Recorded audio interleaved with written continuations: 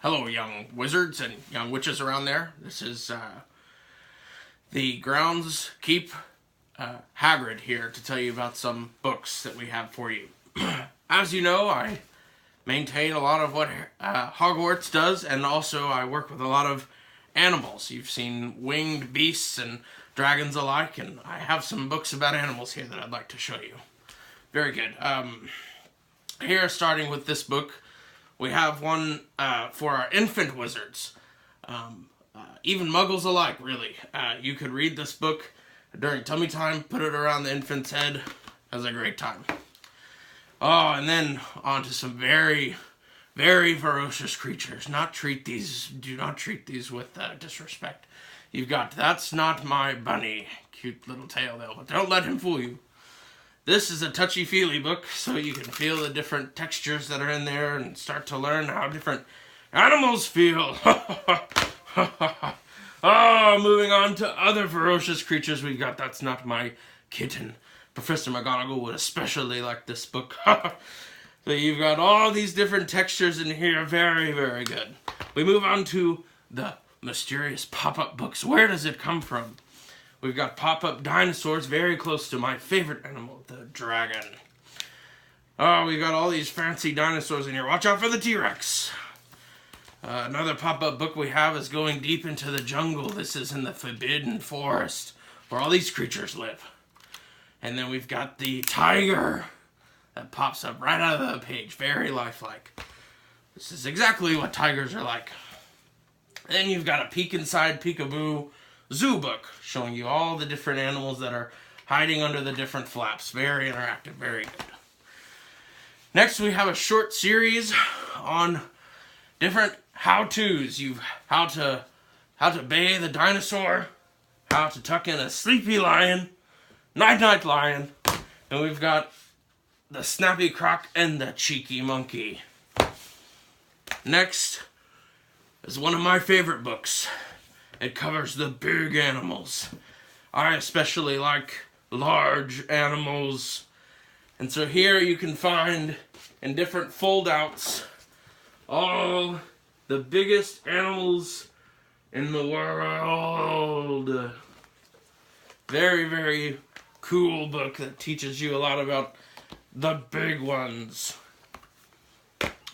Moving along, we move into our animals that are a little bit more stealthy than our big animals as we look into the secrets of animal camouflage. This is how all these animals will hunt and stay concealed in their natural habitats. We got the halibut flounder here and a deer over here. Very, very good books. Don't wake the panda in this book because it's not going to be good for anyone.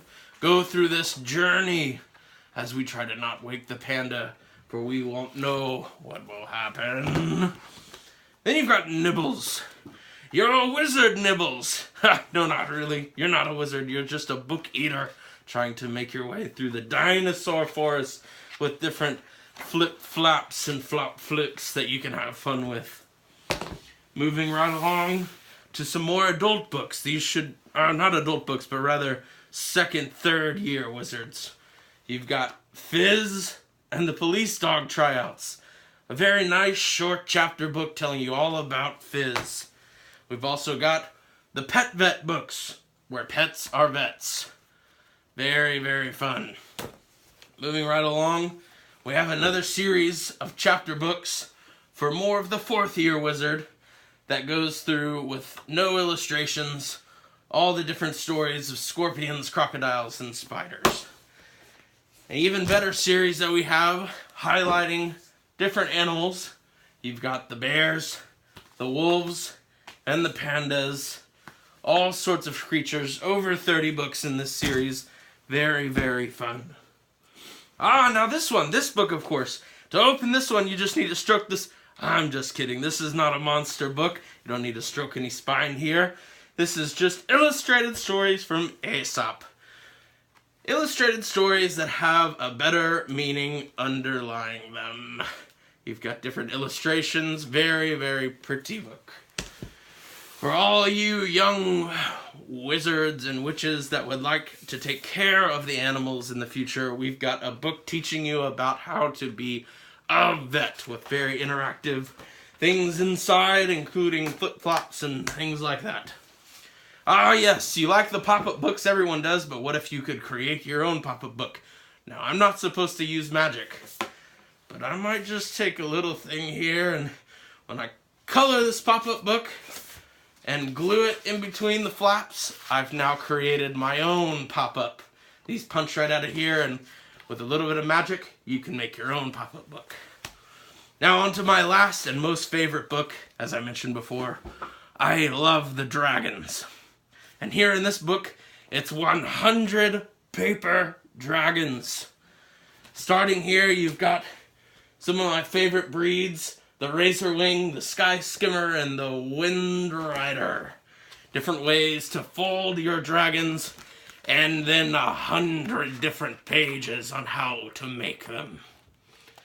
It has been great talking to you, wizards and witches, and I hope you enjoy the books in this animal series. Have a good day.